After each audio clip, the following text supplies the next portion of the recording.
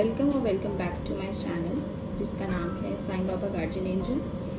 और जैसे कि हम हर वीक अपकमिंग वीक की कार्ड रीडिंग करते हैं, साईं टैरेट कार्ड रीडिंग, तो हम अपकमिंग वीक की साईं टैरेट कार्ड रीडिंग शुरू करते हैं।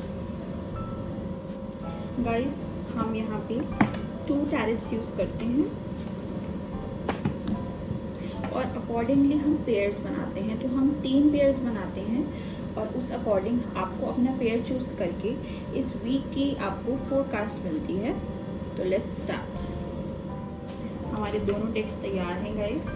फर्स्ट डेक को शफल करते हैं और तीनों पेयर्स के एक कार्ड्स निकालते हैं।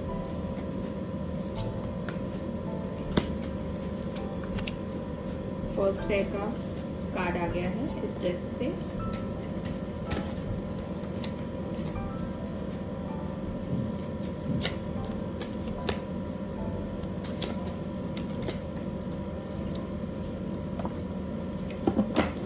जैसे आपको कभी कभी थोड़ा लग रहा होता है कि कौन सा पेयर मैं चूज करूं, तो आप उस टाइम पे साईं से पूछ सकते हैं and you can choose your card, your pair accordingly. तो गाइस, फर्स्ट डेक से तो हो गया। अब दूसरे डेक से करते हैं जिससे हम आपको लीला से सुनाते हैं। और आप हमें बताया करिए, जैसे आपने वीक रीडिंग जब वीकली कार्ड रीडिंग वॉच कर ली, तो आप हमें इंस्टा पे या फिर यूट्यूब पे कमेंट करके बता सकते हैं कि आपको कैसा रिफ्लेक्ट हुआ, उससे आपको कैसा लगा, ये आप हमें बता सकते हैं। तो फर्स्ट पेयर तो पूरा हो गया है with its both cards as its both cards of काम। अब दूसरे पेयर को पूरा करते हैं।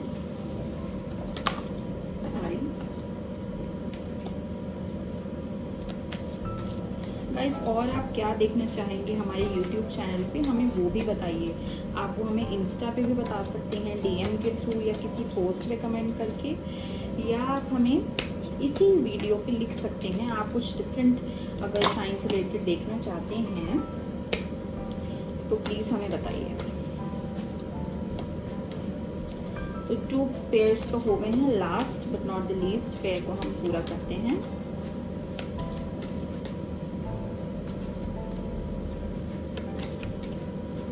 ओके गाइस, तो जैसे कि आप देख रहे हैं हमारे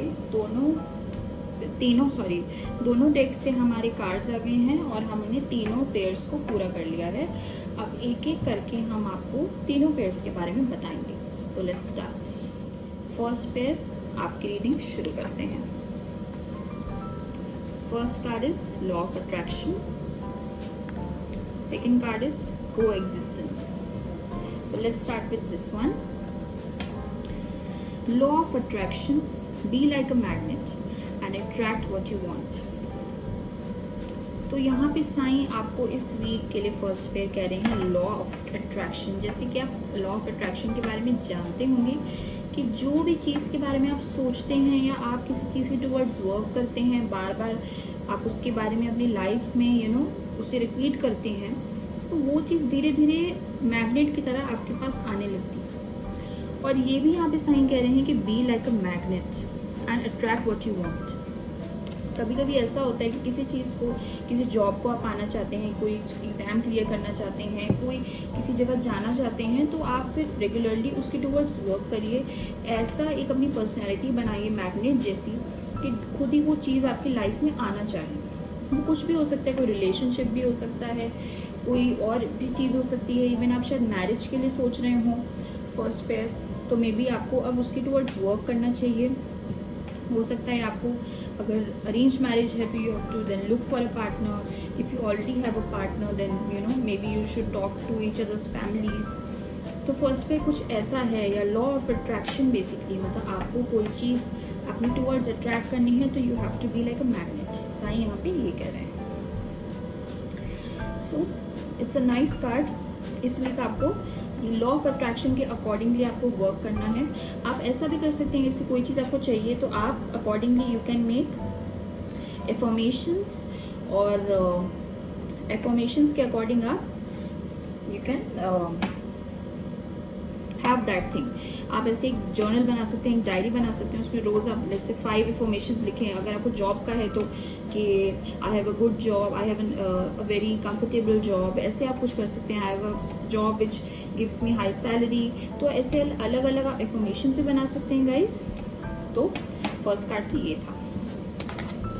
अब सेकेंड कार्ड है को एग्जिस्टेंस।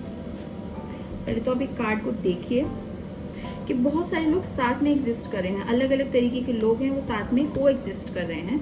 लर्न टू को exist with everyone around you. अब कभी कभी गाइस क्या होता है कि हम कुछ लोगों के साथ तो कंफर्टेबल होते हैं, कुछ लोगों के साथ हम थोड़ा सा फील करते हैं कि we are not comfortable, we don't want to be with them. तो अब साइन क्या कह रहे हैं कि हमें को एग्जिस्ट करना सीखना होगा। कभी कभी क्या होता है कि ठीक है, कुछ लोग आपकी एनर्जी के लिए अच्छे नहीं होते, कुछ लोग कभी कभी ऐसा होता है कि आपको थोड़ा सा नेगेटिव फील कराते हैं, कुछ लोग आप के साथ आप बहुत पॉजिटिव फील करते हैं, आपको बूस्ट ऑफ एनर्जी आती है गाइस। पर यहाँ पे आपको ऐसा बनना है, फर्स्टली तो आपको देखिए एक मैग्नेट की तरह बनना है कि आप अच्छी चीज़ें अट्रैक्ट करें।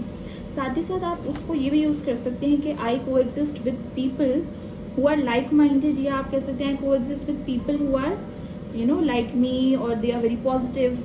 तो ऐसे आप को एग्जिस्टेंस की इस टाइम पे धारणा रखिए और ये भी कोशिश करिए कि चाहे जैसे भी लोग हों आप ज़्यादा इफेक्ट मत होइए। तो फर्स्ट पे हम आपका ये कंक्लूड कर सकते हैं इस वीक के बारे में। Firstly practice the law of attraction. आप एफर्मेशन, जैसे मैंने कहा एफर्मेशंस पढ़िए, या कुछ ऐसे भी कर सकते हैं कि जर्नलिंग शुरू कर दीजिए कि मेरी मतलब आइडियल लाइफ क्या है, मैं कहाँ अपने आप को 5 इयर्स बाद देखता हूँ, या मैं इवन अपने आप को 1 मंथ बाद कहाँ देखती हूँ, या कुछ ऐसा आप कर सकते हैं कि आप पॉजिटिव फील करें, या कुछ ऐसी विजुअलाइजेशंस भी कर सकते हैं रात में सोने से पहले, या सुबह उठ के भी कर सकते हैं गाइस। लॉ ऑफ अट्रैक्शन को अपने लाइफ में लाना बहुत इंपॉर्टेंट है। एंड साइन भी आप इसमें आपकी मदद कर सकते हैं। साइन की मदद लीजिए, उनसे ऐसे ही अपने मन में पूछिए कि साइन मैं कैसे लॉ ऑफ अट्रैक्शन अपनी लाइफ में लाऊं। May be he might give you some answers directly, आपको शायद कुछ फील हो, या फिर कहीं ना कहीं आप कोई साइन दें, कोई ओमेन दें, उससे भी आप जान सकते हैं। एंड को एग्जिस्ट करने को कह रहे हैं आपको वो कि आप चाहे जैसे भी लोग आसपास हों, आप को एग्जिस्ट करना सीखिए, विदाउट एनी फाइट्स रहना सीखिए उनके साथ। तो first pair was a good reading. Let's start with the second one. Second pair. Okay. Soul group. आप देख रहे हैं बीच में साइन है, आसपास लोग हैं। If a person from the soul group is trying to help you, take it.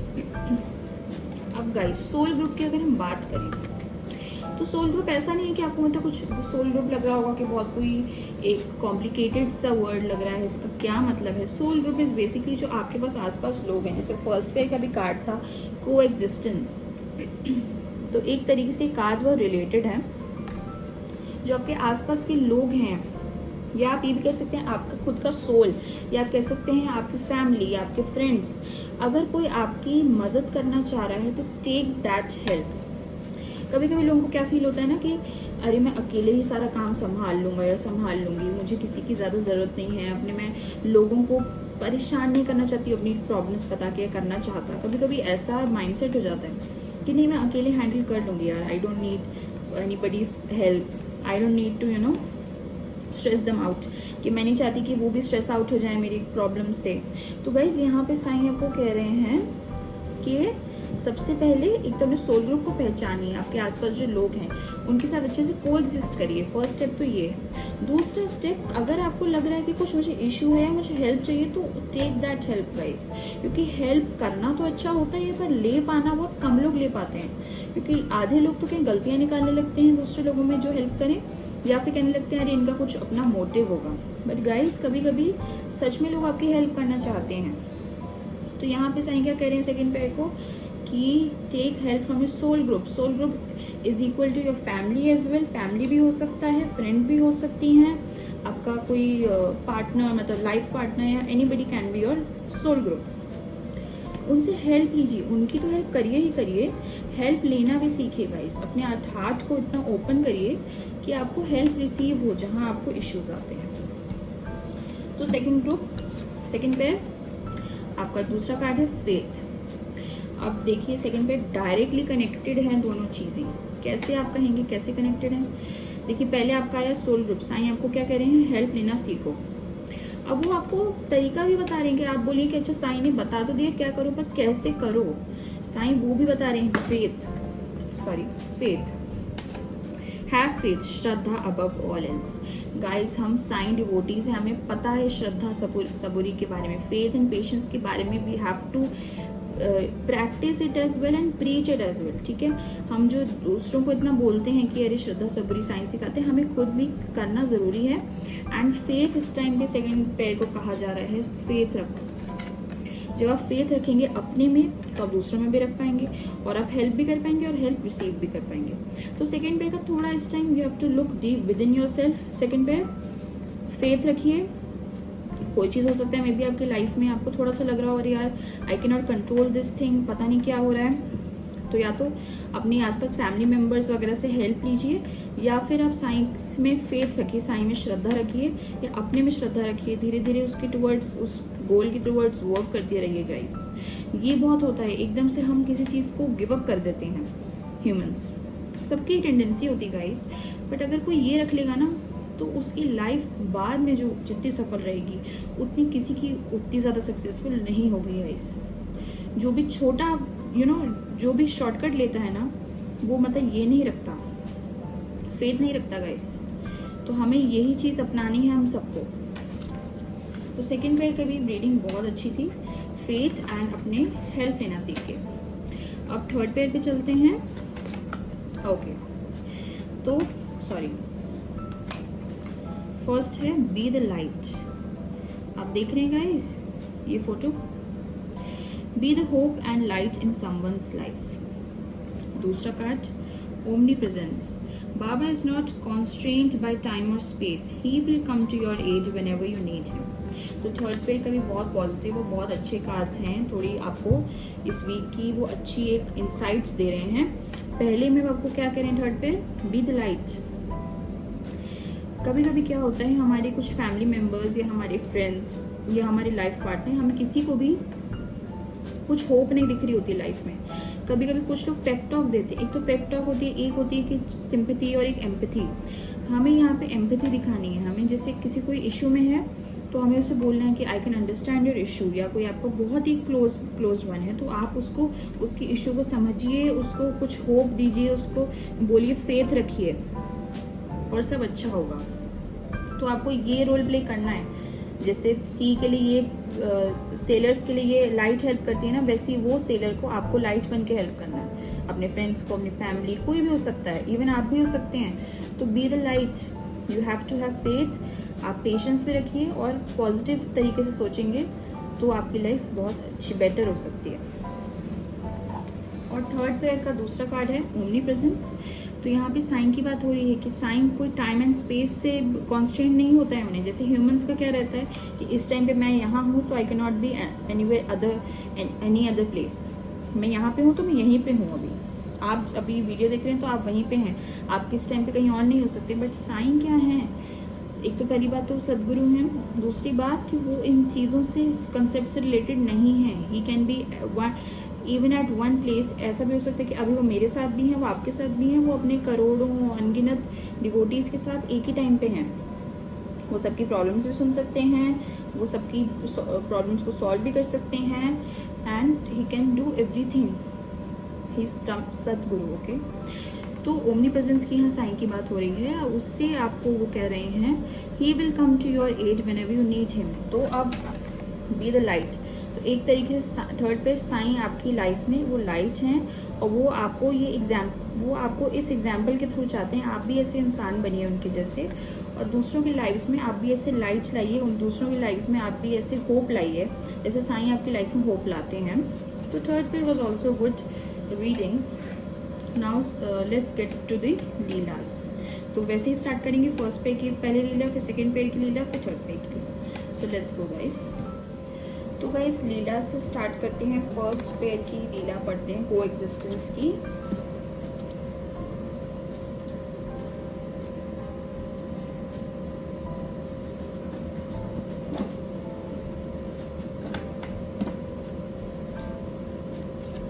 Coexistence. Learn to coexist with everyone around you. One day when Baba was in Dwarka mine, With the devotee, they heard the loud chirping of a lizard. The devotee, who was quite superstitious, was at once alarmed. Baba, he said, that lizard has been chirping continuously for the past few minutes. I hope no ill will befall us. Baba said to him, why do you assume something ominous is about to happen? Maybe she is chirping because she is happy. But Baba, persisted the devotee, it is said that hearing a lizard chirp brings bad luck. Baba's eyes were dancing, but with an absolutely straight face, he said, my son, that lizard is chirping because she is excited. She is expecting her sister from Aurangabad to visit her. The devotee was nonplussed. How did Baba know that the lizard was expecting a visit from his sister? Was Baba making fun of him? Thinking that he might make a fool of himself, he let the matter drop. Some time elapsed and other people came for Baba's darshan. The afternoon progressed. Amidst the usual talk and discussions, all of a sudden there was the sound of horses' hoofs. A man on horseback was soon visible. It was discovered that he was a trader from Aurangabad who had come for darshan. Deciding to give his horse his feed, the trader took out the feed bag. As everyone watched him empty it, there suddenly dropped out from it a lizard that quickly scurried away to safety. It did not appear remarkable to anyone that lizard should drop out of the feed bag, that is, to anyone but the devotee who had had the earlier conversation with Baba about the chirping lizard. His jaw was now hanging open. Seeing the look of utter disbelief on his face, Baba laughingly whispered to him, now watch that lizard carefully. See how she will greet her sister. The devotee could not take his eyes off the lizard. He watched in awe as the lizard made straight for her sister who had begun chirping again. The two sisters circled together, dancing in all directions, chirping loudly and insistently, their joy visible for all to see.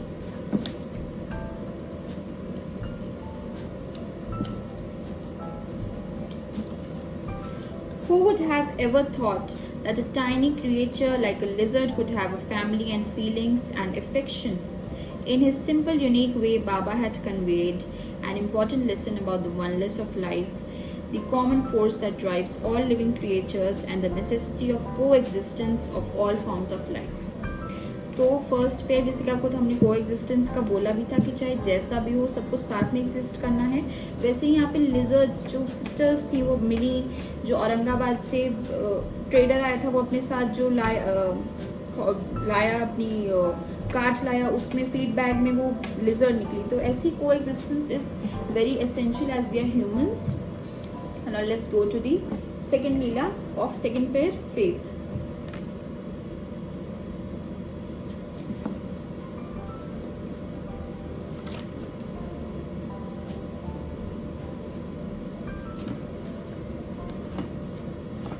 Faith. Have faith above all else, that is Shraddha. In 1960, Kalavati was suffering from tuberculosis. She was given the best possible treatment. However, there was no visible improvement. Finally, the physician advised surgery. Kalavati's daughter Kusum was devoted to Baba, so she sought refuge in him. Kusum prayed to Baba and started reading the Sri Sai Satcharit and completed it in 7 days. Early one morning, Kusum had a vivid dream of Baba. Sternly he said, "Do not get your mother operated, and if you do not come to me." Kusum couldn't understand what Baba meant. However, she prayed to him, "Baba, if you cure my mother of this terrible disease, I will bring her to Shirdi and stay there for 2 weeks and attend all your aartis." Soon after Kusum had taken this vow, her mother's health started improving. Her mother started walking around the house, getting tired. In due course, she was able to climb the stairs with ease.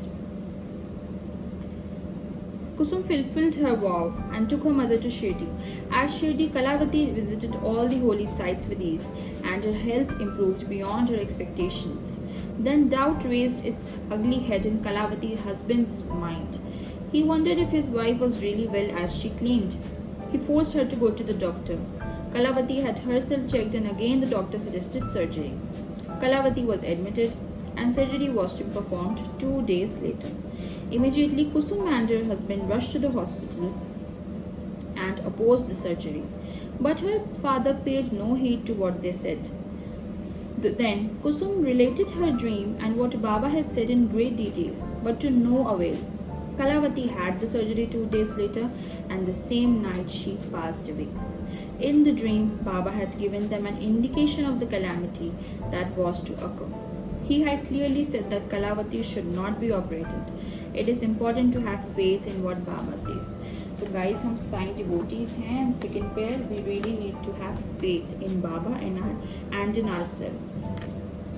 अब last लीला third pair की omnipresence की देखते हैं.